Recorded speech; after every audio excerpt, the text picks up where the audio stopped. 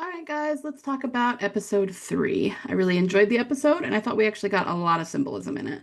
So we're going to hop right in. I am, though, going to tell you that I am really tired this morning, and I feel like maybe my theorizing brain isn't, quite on its A game. So I'm going to do the best I can. There's a few things that I've been thinking about, and I haven't quite put a meaning to them yet, but it will probably come to me in the next few days once I've had some more sleep. So just be aware of that.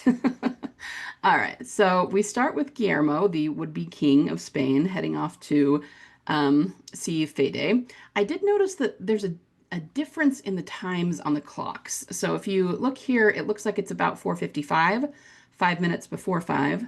But then in the shot we get that we also had in the trailer, it's 5:10. So that's a lapse of 15 minutes. And I don't know. On the one hand, they are very meticulous about the clocks, and back in Slabtown, Gimple did confirm that the clocks meant something, which is why we, always analyze the crap out of those clocks. But I can also see that this maybe could be that they were just filming the scene and did several takes over 15 minutes, so it could be an editing error. I'm not sure. I think it could go either way. So anyway, just something of note. All right, so he goes in to see Fede, and he is not happy because his men disappeared. Fede offers him cognac. He tells them that the men were attacked on the road, but one got away. Now, the three men mention is kind of interesting to me. The third man theory is a big one, and it originates from Rick and the pilot episode. There was a third man in the car he didn't know about, and that made all the difference. It's the reason he got shot. And so we kind of see a third man thing around Beth. In that case, it was that they should have had three hostages. And because Rick killed Lamson, then they only had two. And that did make all the difference. But I've also wondered before if something about that is what directly led to her being shot.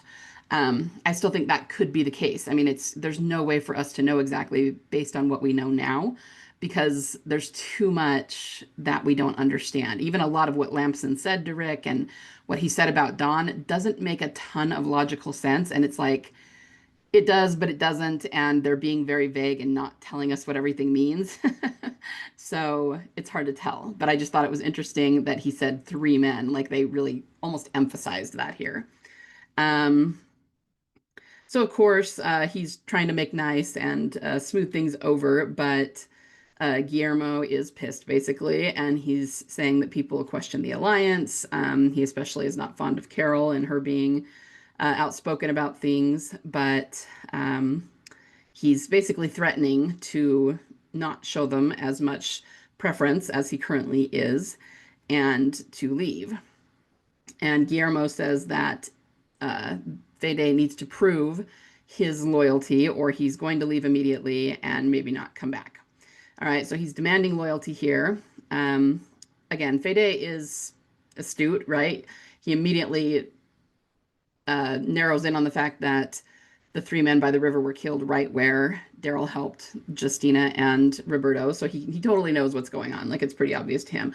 And remember in the last episode, I said that he turned around and he saw those men following Daryl. He didn't do anything to intervene, but he saw it. So he knows what's going on. He's just pretending that he doesn't, right? So we need to be shown to take this matter seriously. There's a little bit of a serious reference there. And about the Americans, the sooner they leave, the better. Now, I did want to say about this guy, he was the guy in the last episode that I was saying was glaring at everyone, and I wasn't sure who he was. He's Fede's right-hand man, it looks like, and I don't know his name. If they told it to us, I must have missed it. But that is probably why he was watching Justina. I'm assuming he was keeping an eye on her because she's Fede's niece. So he's just looking out for her, and he's kind of like this big bodyguard. Anyway, and then this part kind of made me laugh. Guillermo insulted the cognac and said it was shit. Um, and then Fede drinks it, and I can't really capture it in a screenshot, but he makes this face like, what? It's fine, And it just kind of made me smile. I mean, of course, it could be the best cognac in the world, and Guillermo's just saying that to be an asshole. So this just, again, it just kind of made me smile. All right, so then we have Carol and Antonio in this conversation that we saw in the trailers, a few of the teasers. He does say that he likes it that she's outspoken and that they all looked pretty disturbed at what she was saying, which is kind of a funny way to put it, because they're not used to having someone speak their mind. And, he likes that about her. But Daryl is still very focused on getting home. We actually get two different I get it lines in this uh, episode. Carol says it here and Daryl says it later with Roberto. So, that dialogue, we got that twice. But he keeps referencing the fact that he had to kill these guys, and that's obviously not what she's worried about, which she says here. So this is the part where he's just telling her, we're gonna fix the boat, we're gonna go home, we're gonna focus on eating those hot dogs, like we've talked about, and let's just try and stay out of everybody's ship. And it's like, good luck with that, Daryl. That never works for you. I don't know why you think it's gonna work here in Spain. And here again, he's going, well, I killed these guys, they're not coming back. And she says, no, that's not even what I'm talking about. She's worried more about the situation with Justina and Alba and Roberto, excuse me, and everything that's going on. He wants her to steal the solar panel off the wall. Now, this is an interesting reference. The first level we could use to interpret this is that it has to do with the sun, and it has to do with energy, right? So kind of similar to a battery. It's what powers things. So that does feel like a Beth reference. But remember that back, and it was actually specifically in Diverged. So it's interesting that it was that episode. We had Carol trying to fix a solar panel back at Alexandria. And Diverged is what foreshadowed the two of them splitting up for a time and then coming back together, which is what we've seen in this spinoff. So the solar panel is, on the surface, it's definitely a Carol symbol. But I feel like we don't entirely know what it means yet. And it could be a Carol symbol in conjunction with Beth or something. So we'll just have to keep an eye on it. So I think it's interesting that they brought this up and that it is intentional. And it's, what they put in Diverge when she was trying to fix it, it might be the same symbolism as it is here, and it's still looking forward to something. So yeah, definitely one that I'm going to keep an eye on. I think it's interesting here that he says he doesn't know who Alba is. I actually think he does. I mean, he was at the dinner table with them, and Alba was there, and she was all dressed up because she was the one who was picked. And when Carol was talking about everything, why are you giving your daughters to these people? They kept referring to Alba. Her mother was. I don't think there's any way Daryl doesn't know who Alba is. He's pretending that he doesn't. And again, it's because he's just really trying to stay focused on getting home. It did remind me, though, of season 2 Daryl, after Sophia came out of the barn and he became very detached and was just angry at everybody over what had happened. And remember that Lori came and asked him for help and he wouldn't help her. He told her to, and people always notice that she mentions Beth there and that Beth is not doing well. She became kind of catatonic after Sophia and, people she knew came out of the barn. And so Lori just kind of mentions her in passing and wants Daryl to go find Herschel, and he won't. And, I don't think he specifically mentions Beth. I don't remember exactly how the conversation went in season 2, but this kind of feels like that. Like he's pretending he doesn't care. He's got bigger fish to fry and just don't talk to me about that kind of a thing. And the name Alba actually does mean like white one or pure one. So that's kind of interesting symbolism. Alba is very young and she does feel like, I mean, anyone who goes would be a sacrifice here, of course, but because she's so young, she's still just a girl, and so she feels like very innocent and like almost a more innocent sacrifice than one of the older young women would be. So anyway, just kind of interesting, just something I observed. Hot dogs, remember? All right, so Justina is also very worried about Alba. But here, Roberto gives her a compass necklace. Now, this is an interesting symbol. I believe it's part of the North Star symbolism because it's something that you can gain directionality by. Shows you where to go, how to get home, right? But we've also seen like the compass rose a lot that's entangled with Beth symbolism. So this is interesting that he gives her a compass. And with this line, so you can always find me. Now, again, on the surface, this is foreshadowing the fact that Justina and Roberto are going to be separated, right? And that maybe he's going to have to go find her. She's going to be, quote unquote, lost or separated from him. But obviously, that is also a parallel to Beth and Daryl. So yeah, this is pretty on the nose as far as I'm concerned. It's a compass, and this is where Daryl's watching them. We saw this in the trailer.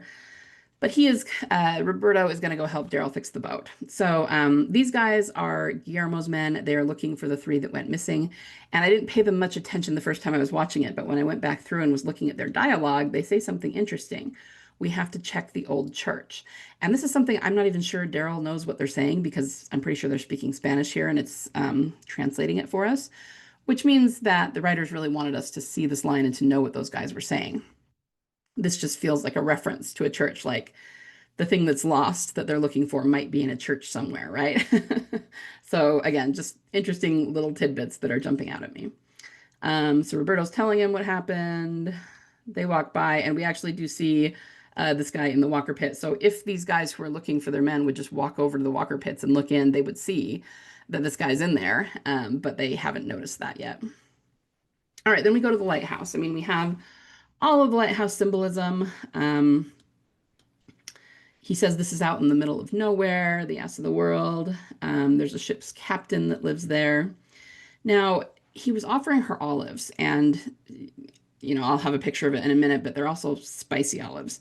And I wasn't entirely sure what to make of this. I really thought on it for a long time, and this is one of those things I might come up with something better as we go along. But I was thinking about in terms of, season 5 and Beth's arc, I felt like this is an important sequence, like a symbolic sequence. But I'm not sure exactly what it pertains to yet. In terms of he's giving gifts in order to secure a favor. And I couldn't think of anything really in the Grady storyline. I mean, I guess Beth does that with other people. Like she gives Percy the strawberries so that he'll help her so she can get the medicine for Carol. So there's little things like that. But overall, what I was thinking of was more the CRM. Because, we saw with Jadis that in order to secure your place in the CRM, you have to bring other people in with you, almost like sacrifices. So I was thinking something like that. And this could well pertain to something that happens during the missing 17 days that we haven't seen yet. I don't know. I don't know. But then I started looking into olives, and they have a lot of biblical significance, obviously. But the first thing that came up when I was looking into it is that during the story of Noah and the flood, he sends out birds looking for dry land, and one of the doves brings back an olive branch. So actually, this could be a return symbol and also a symbol of hope for humanity. Because, the hope for Noah was that the floodwaters were receding and they would be able to find dry ground eventually. So there's hope, right, of getting out of their predicament. And if we think of that in terms of this, I mean, obviously they're not currently on a boat, but they are on the ocean in a way and away from their homeland. So it's like hope that they will be able to get back to that land. And certainly, they were on a boat. They're probably going to be on a boat again at some point.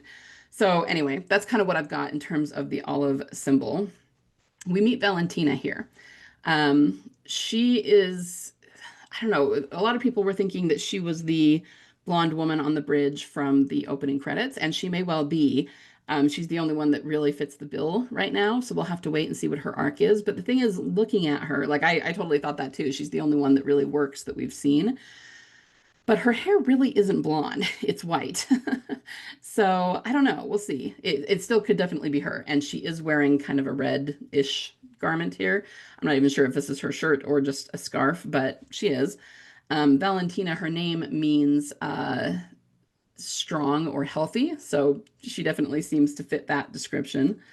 Here's the thing about the spicy olives. I'm not sure what the spice represents. I was thinking, her personality is pretty spicy, right? And also it could be, I don't know, I was thinking that, again, in terms of the CRM, we had the A's and the B's. And from what we could tell, it seems like one of them was designating someone who would kind of be more of a follower and do what they were told. And the other one was more like a leader and one who might foment rebellion in some way, like Rick was. And so the spicy could refer to that, maybe. Anyway, again, just kind of spitballing here, trying to figure out what these mean. This lady spent 30 years commanding cruise liners. They have just really interesting lines here. The fact that this lady is in quotes, which was actually because she was mimicking Daryl. But she does agree to help them. Um, she already knew about Daryl and Carol because she'd seen them wash ashore. And she wants, here's another five for you. She wants 5 kilos of gunpowder, which Daryl volunteers Roberto to get for them. Okay, and then she goes and kisses these two guys. And I think I only got the one, but I wasn't really sure what to make of this at the end of the episode Insider. They actually do talk about how she is living in a situation that other people might not approve of. So it does seem like she has some sort of romantic relationship with both these guys at the same time. So it's just kind of like, what would you call that? Like an alternative relationship kind of lifestyle that not everybody, would be on board with. And maybe that's why they live apart from everyone else. And, I'm not sure exactly if that is meant to be symbolic in any way. To me, it just feels like another one of Zabel's, we're going to explore love in the apocalypse thing. Um, we've got all these different types of relationships. So we have, Justina and Roberto, we have Carol and Antonio, we have Paz and Elena, and now we have this woman and these two guys. So maybe it's just a way of showing different relationships and different types of things. I'm not sure where they're going with that, but Daryl and Roberto did look a little bit freaked out. So she goes to look at the boat. At this part, I had to kind of chuckle because he asks what Carol's doing. She says, "Oh, nothing. I was just getting air," but really she was contemplating how she could rip off his solar panel. But he says she needs her bandage to be changed. This is actually a replay of Daryl and Isabel when he was helping her with her injury, which was also on the back of her shoulder, which doesn't bode particularly well for Antonio. We'll see how that goes. I know that a lot of people think that he is going to be Carol's happily ever after. I'm still not entirely convinced of that. I could be wrong. But it did occur to me that if this is meant to be a replay of him and Isabel, that might say something about Antonio. We'll just have to wait and see. This is another nod to romance. She's talking about him and Fede, and it's just kind of an odd way to say it. No love story there. That's not usually how you would word that. You would say there's no love lost between you, or you two don't like each other. But I think this is just another way for them to be using romance as a theme, even in the way that they are crafting the dialogue. Oh, and the other thing I was going to say about Valentina is that her name, like I said, it means strong or healthy, but I also wonder if they chose it because it sounds like Valentine, and it's just another way to, hint at romance as we go through the season. I am interested to find out all of Antonio's backstory. He says that his fight with Fede is pretty old. And he talks about going to Barcelona and how he lost his wife to an accident. We don't know what kind of accident yet. But when she asks him if he got hurt in that same accident, and I'm assuming she's referring to the burns on his face, he gets really defensive about that and basically invites her to leave and I think we know each other well enough. So she hit a nerve when she asked about that. And that tells me that maybe he's got some guilt over his wife's death. That, like, for example, if it's a car accident, maybe he was driving, and I'm not saying it was a car accident, maybe it was a completely different kind of accident, but I think he has a lot of guilt over what happened. And so that's why I'm kind of interested to find out what it was. But if he does have a lot of guilt over how he lost his wife, that actually makes him a parallel to Daryl, and Daryl having guilt over having lost Beth and also Glenn and Merle and, the people that he's still struggling with to let go. So we might see a little bit of a parallel of Antonio finally letting go of the guilt, whatever it is, over his wife, and Daryl also having to let go of his dead, right? So just interesting stuff, and I am really interested to know what happened to Antonio back then. All right, so we get to the part where she is looking at the boat, and she says there's holes because you hit the rocks. You've got holes below the water line, and the rudder is damaged. And of course, Daryl just says, "Okay, well, we got to replace it then, or I'll fix it." And she says, "No, you can't just fix it." And then this is the part that made me go, "Oh, okay, I think I see where, the parallels lie here." She says it is dead. So I'm thinking the boat might actually also be a symbol of Beth. The holes because it was wrecked is Beth getting shot. You know, again, it's a little bit of a morbid way to say it, but like having holes in her head kind of a thing because of the bullet. Um, but the fact that she says it's dead, it kind of reminds me a little bit of the battery symbol, especially around the cars. Like you can say that the car is dead, the engine is dead, the battery is dead, but there's ways to fix it and bring that car back to life, right? So it's resurrection symbolism. And if they do fix up this boat and end up using it, then we'll kind of have the same sort of thing here. Um, I'm not sure how many of the nuances to try and relate to Beth. Like I was thinking about the fact that they have to go someplace else to find what they need. That really could just be the details of how it's playing out in this season and this storyline. But it also might represent like Beth needing to be taken somewhere to get help. And that does kind of bring us back to what happened with Rick, because he was hurt pretty bad when Jadis pulled him out of the river, and she didn't at all try to take him back to Alexandria. And yeah, that was because she was trying to get extracted herself. But she actually said into the walkie he needs medical attention, you know, and she took him with her.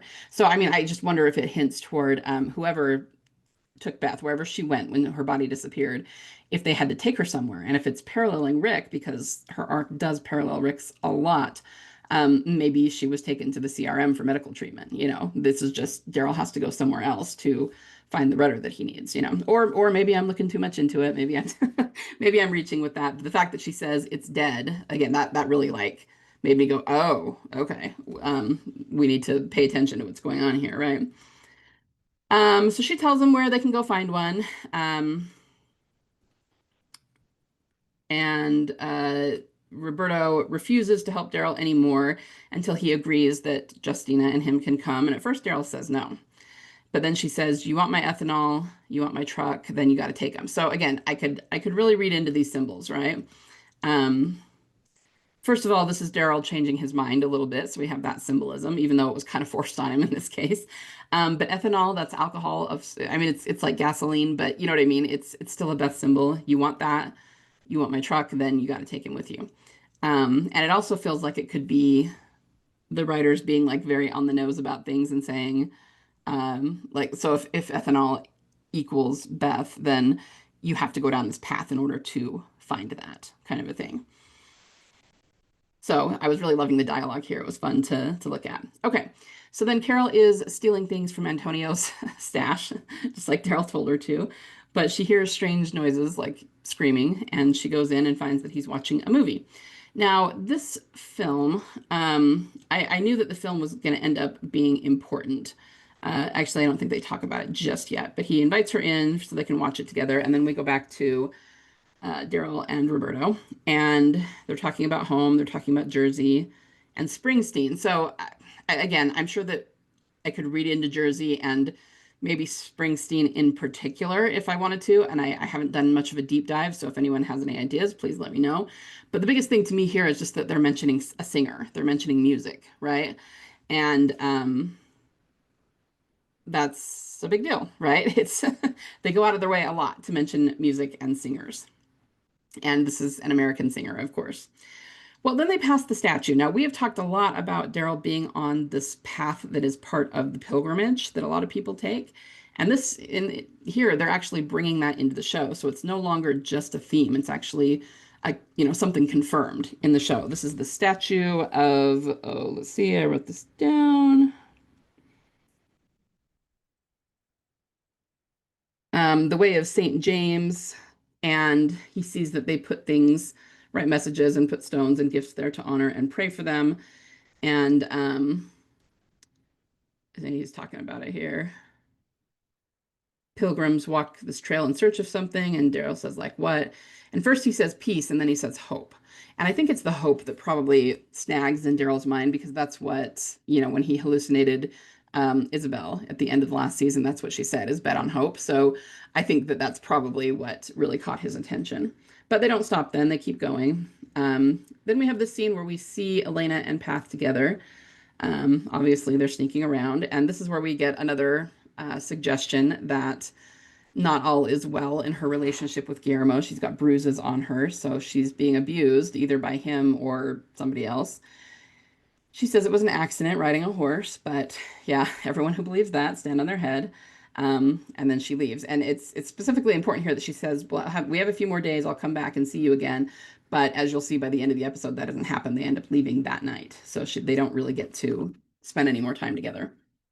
Daryl and Roberto get to the boatyard. Here's Daryl's I get it, right? And then he talks about how he's run away before, and we get a little bit more of a flashback. I'm assuming this is Daryl as a child, and someone's yelling at him, and he's running away from this trailer. And then we see someone coming after him. So I'm going to assume that this is his father, who we know was abusive, and this is Daryl running away from him. And I think we're gonna get to the core of this. I mean, this is obviously where they're going with it. So if he has to let go of his dad, then something about this instance in his childhood is going to tie to that, and he needs to like confront that in order to let go of everything else. And get back here, you little bastard. I mean, obviously not the most loving father, right? But we knew that.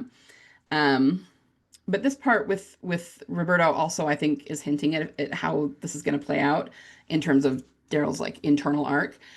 He says it gets harder. It's not like one of those songs you memorized, and uh, or Roberto says that sounds like something my father would say. And again, remember what I said before. I think Antonio and Daryl are being paralleled in this way, in that they both have lost the woman they loved, and it's made them a little bit jaded. I mean, not in a really bad way, but just in the sense of they're not certainly not optimists about things, right?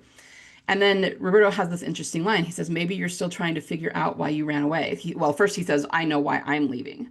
And it's because of Justina and he wants to be with her. And he goes, maybe you're still trying to figure out why you did. And then Daryl says, yeah, ain't that the truth? So, you can see that these are things he's going to have to figure out, and they're dropping hints to them. And I'm really liking it. I mean, it's always it's always a little frustrating to only get it a piece at a time. It's like, I want all the episodes, give them all to me. But this is really interesting, and I'm liking following this.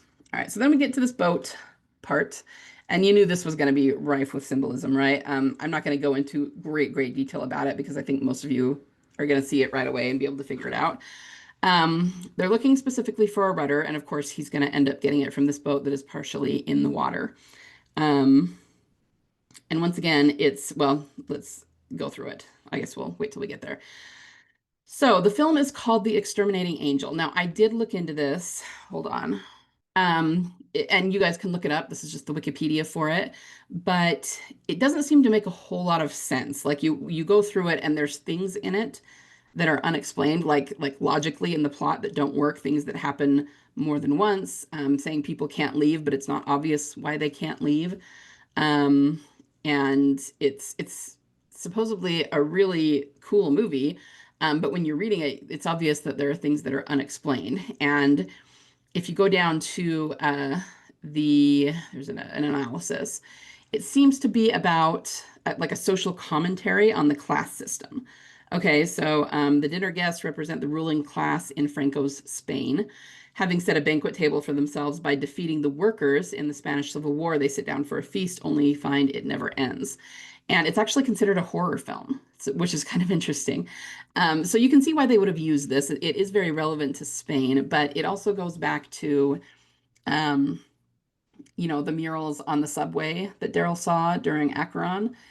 And even, excuse me, what was going on at the golf club with the rich bitch walker and all of that. They talked about how that was very much a class system thing. And the reason that's important is because I don't know if what's happening, in the Daryl Dixon spinoff right now in Spain is like the end game for this symbolism. It might be. And if it is, then it's going to have something to do with Beth. And the reason I say that is because she was in the golf club with him. So something about the class system symbolism and the idea of like the poor eating the rich and the rich eating themselves and all of that social commentary.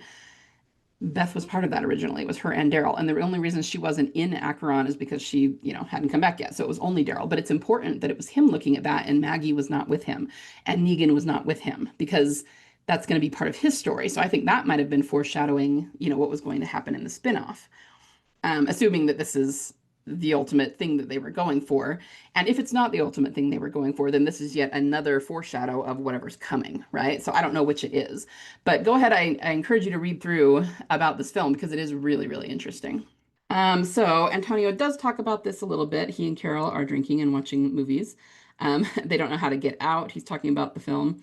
And then she says, did you build this place, meaning the theater? How did you get these movies? He talked about going on little missions to art houses when Roberto was a boy. And she says, well, that sounds kind of dangerous just to get a movie. And he says, yeah, but wouldn't you save a Van Gogh, a Picasso, or the Mona Lisa? Okay, obviously the Mona Lisa is a big symbol. Like we've talked about that lots of times before. But really, overall, what I'm seeing here is this is a conversation about art. So it mirrors the conversation that Beth had with Edwards about art being transcendent and not being about survival, right? So this is a replay of that. And so that's really important. And then, of course, he's throwing in references like the Mona Lisa. And I could use that as another way of saying Beth is going to be involved in this class system stuff because clearly the rest of what's going on here is also a mirror of her. And it's seen in, here in conjunction with the social commentary about the class system. So it all works pretty well together. And I'm just feeling a lot of the symbolism and a lot of the callbacks here. And of course, they're drinking. Yeah, anytime you have alcohol, we just gotta, comment on that. Cinema is the record of humanity. He's saying our children and their children will need to know who we were. She mentions Jerry, which made me smile. I miss Jerry. And then he says, let's watch before the sun goes down because the projector is hooked to the solar panel. And oh, I didn't get it. But if you look at her right there, she kind of stops smiling, like she's realizing that if she rips off the solar panel, like Daryl wants her to, she's going to take this away from him. But I think this is also a foreshadow that he knows exactly what she's doing. Antonio, like Fede, is very smart. And so she thinks she's sneaking around and that he doesn't know what she's up to, but I think he knows exactly what she's up to. And the funny thing about that is that it does make him her match in terms of intelligence. If she really could completely pull the wool over his eyes, I don't mean it says anything about him as a person, but at the same time, she needs to be in a relationship with someone who she's not going to be able to do that to, who can match her in that way. And Antonio really does. All right, so we're back to the boat situation. I know that some of these numbers W.D. Way is looking at. I'm not that great with the numbers. We do have a 7 here. They're trying to get the rudder off, but Daryl's having to hammer it, which is loud, right? And it's calling walkers to them. So, of course, one of them lifts up out of the water, and Roberto drops the rudder. And it's interesting to me how protective Daryl is of Roberto by this time. Because at first he, didn't really like him, he put the gun on him in the first episode to help Carol. And he's he's more than willing to use Roberto, but it just doesn't take that much time for Daryl to become really loyal to someone, right? Just the fact that they've been talking about things, that they went past that statue, which obviously struck a chord with Daryl. Now suddenly he's really quite protective of Roberto and tells him to get back because it's not safe. And, we'll just find another rudder since he lost it. But then they come over here and there's lots more walkers waking up because of the noise. And here they are coming out of the vines. And Roberto wants to go back and get that rudder. And he says, no, we'll find another one. It's okay. And then we have this part, we should go back. No, we ain't going back. I just can't help but wonder if this whole sequence is somehow related to the missing 17 days. They were trying to get a hold of that rudder and then they ended up leaving it behind. And then Roberto says, we should go back. No, we're not going back. You see what I mean? Now, in this case, he does end up going back and getting it. But it just, because they were talking about going back versus not going back, it just felt like that, like a parallel to leaving Beth behind. And we could also link it to the theme they had in season 5 of You Can't Go Back, which I've talked about a little bit. But like I said, things get a little bit gnarly. Daryl starts swinging an anchor around. So we've got some obligatory gory walker kills, which, yeah, these are all blurry because there's so much motion. But, and Roberto, I keep trying to call him Antonio, so I'm sorry if I swapped their names a few times. Roberto does go back and get the anchor, though, which is good. And then they're exhausted and they both fall back. And guys, even though it's not from above, this is actually, the side-by-side theme going on here. So, Beth and Daryl lying side by side in the grass, this is what these two are doing.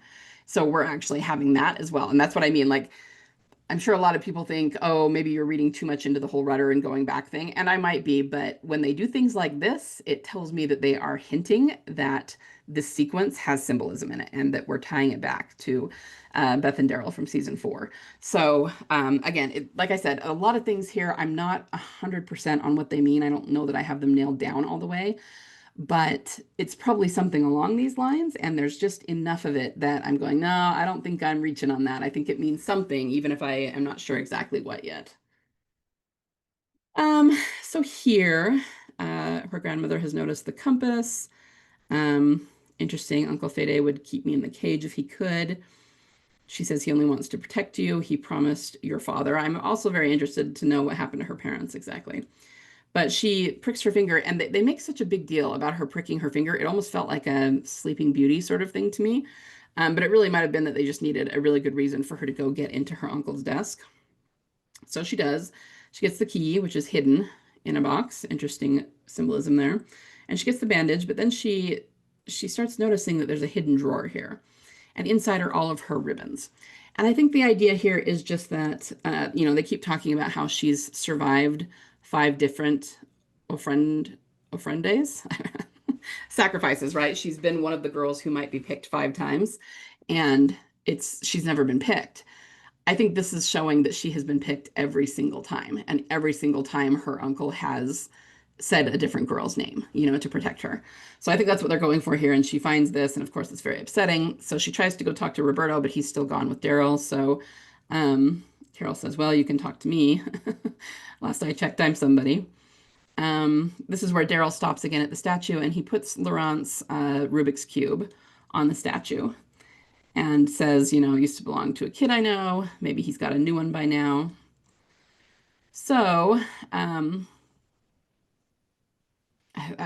can't, it seemed like I was going to say something else about Daryl putting this here. Now I don't remember what it was. Maybe it'll come back to me. Um, all right. So then we have Justina talking to Carol about Alba. She says Alba and her mother will never survive without each other, and how it's not fair because Alba's mom is still there and Justina doesn't have any parents. So I think what they're kind of going for here is that Carol sort of gives her the idea to switch places with Alba, which obviously Carol didn't mean to do. That's not what she was trying to do. She just says sometimes you can't fix it, and you can't help but wonder exactly what Carol's thinking about when she says that. It could be, I mean, Carol's lost so many people, all of the children, so many friends, that she could be thinking about absolutely anything. But she was with Beth in Grady, and it was the two of them. And you know what I mean? It feels like switching places doesn't necessarily relate to many of the people she lost, but more so to Beth because they were there together. And Carol was the first one who was traded, in the prisoner exchange. And not that that especially was, like the reason that Beth was shot instead of her. It was really more that Beth went back and hugged Noah. But even so, you know what I mean? It just kind of felt that way to me. And Justina says thank you, and she leaves. So then we have Antonio making Carol a candlelight dinner, right? Here. And so it does remind me a little bit of Alone, and just kind of a romantic dinner that they have. He also does reveal that he's got an extra solar panel, but he also knows exactly what she's doing. He knows she was taking food from the storeroom. So she apologizes, but he says, that he doesn't mind because she saved his son's life. She says he's young and in love. How do you compete with that? So more talk of romance. Then he talks about Justina, and it's interesting that Antonio actually kind of predicted what she was going to do, because he kind of recognizes who she is. And you can't help but wonder if maybe his wife was very similar to that. And that's why he recognizes some of these traits in Justina. He mentions luck here, but again, I think this is being said kind of sarcastically. I'm wondering if most of the people in the town know that there's no way that she has, just so happened to not have been picked 5 times. So they know that Fede is fixing it so that she doesn't get taken. And I don't even think they judge him for it, but I think they understand that's what he's doing. So he's being a little bit sarcastic here when he says that. But he says he's worried she might volunteer. So at this point, obviously, Daryl has warmed to Roberto. He's telling him about Ohio and how it's flatter than Jersey, but he thinks he'll like it there. So obviously, he's on board with taking them with him. Then Carol and Antonio go looking for Justina, and her grandmother is very upset. Oh, this is where he says you like it in America. Those are out of order. Anyway, so here's what we have. Carol comes upon the scene, and um, Guillermo, the next king and everything, is leaving. He says that they have decided to depart our town early due to the loss of their men.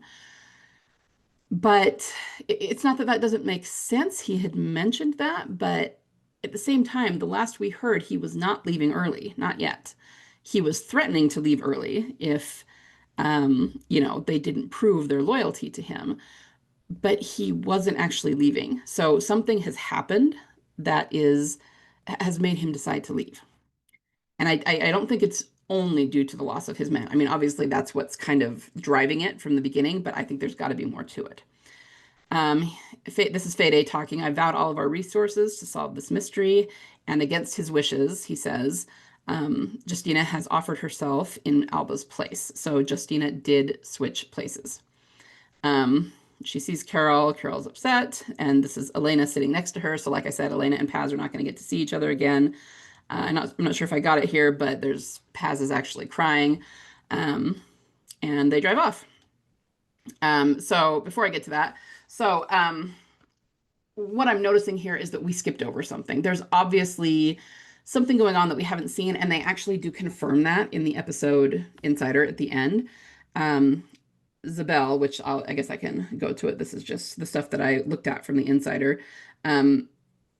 This is just Melissa talking about Carol and saying she's looking at things differently because she doesn't have that block anymore, because she let go of her dead. She let go of Sophia, she let go of all of it. And that's very much a theme, for the season. And that's what Daryl needs to do. And then he will see things from a different perspective once he's let that go. So I just wanted to show that they're confirming what we've been saying, in terms of the internal arc. This is Melissa talking about it.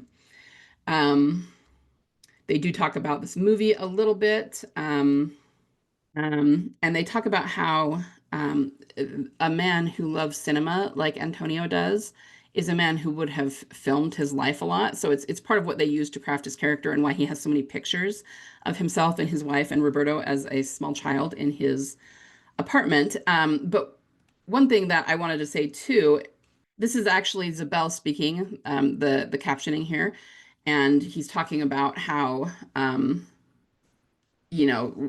everything Antonio said, that cinema is a record of humanity's history. And then Zabel says, some people might think that's in art. Some people might think it's in music. So that's why, obviously this is mirroring, like I said, Beth and Edward's talk of art, but Zabel also went out of his way to bring music into it. And so we have the Bruce Springsteen reference, and then we also have, you know what I mean? Like they're going out of their way to bring in music and, obviously art of all kinds, but specifically to reference music here. This is them talking about Valentina. They wanted a very liberated woman. She says she lives with her. This is what I was talking about before. She lives with her best friends, not necessarily accepted by everyone else, but we love it. So this is the actress talking about the situation she lives in. That's where I got that from. Okay, so they talk about the sacrifice here. So the name of the title of the episode is The Sacrifice, and he says it has a double meaning. And then he goes on to say that the sacrifice really first and foremost just represents the fact that they're giving up one of their girls, right? So they're sacrificing one of their girls. But the second part of it is that Justina sacrifices herself in place of Alba. And this is really interesting. And it's another thing I'm gonna have to think on a little bit because I've talked about this before. But the nuances I need to think on because this is clearly something that relates to Beth. And while I don't think that we've never thought that she purposely sacrificed herself, like it seemed like,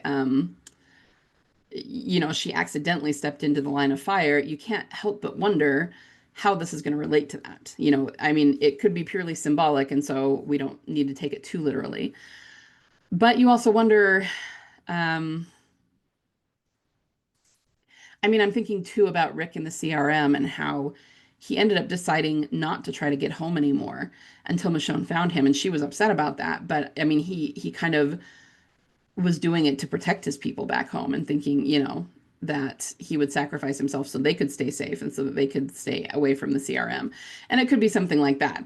Again, it could be something that pertains to Beth after Coda, after she wakes up or during the missing 17 days or something like this. But it is really interesting. And they are going out of their way to talk about the sacrificial nature of what's going on here. Um, so she seems to be making a sacrifice on behalf of what she thinks is right and what she thinks is fair. And the actress talks about how the biggest sacrifices for her is not ever seeing the people she loves again. Again, that feels very Beth coded. And then Zabel says this. This is what I was referring to a minute ago. As the story progresses, even in subsequent episodes, the idea of what the sacrifice was and how the sacrifice was made changes and evolves. So this is what I mean when I say we did not see everything that went down here. So it seems on the surface like she, maybe got the idea from Carol when Carol said something about switching places. And then she decided to do that because um, it's what she thought was fair. She has genuine affection for Alba and doesn't want this to happen to her. But whatever, I also don't think that she just went. I don't think she just went to Fede and Guillermo and went, okay, I'm doing this. I'm going instead of Alba. I volunteer as tribute. I don't think it was that simple. I think she tried to do something else and it didn't work.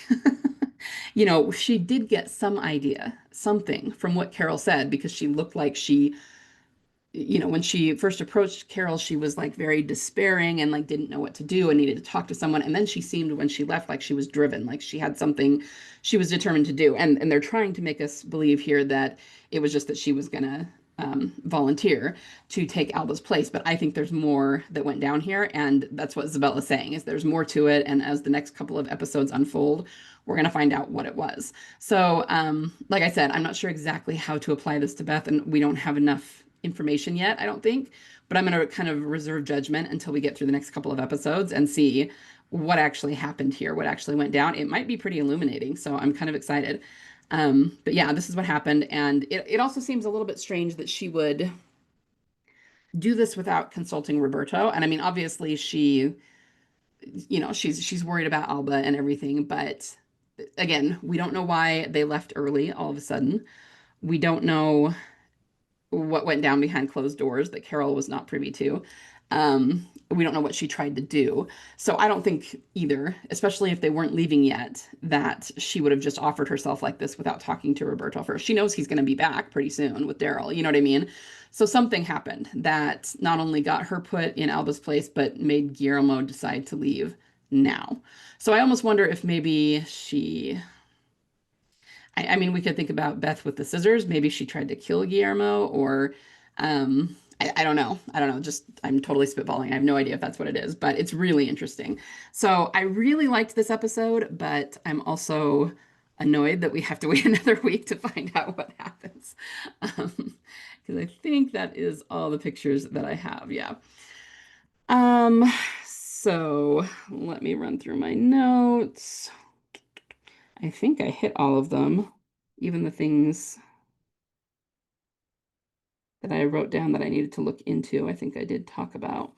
So yeah, I would love to hear what everybody else thought of the episode. It was a good one, and I, can't wait till next week, but I will be back in a few days with another video. Everyone have a wonderful Sunday, and I'll talk soon.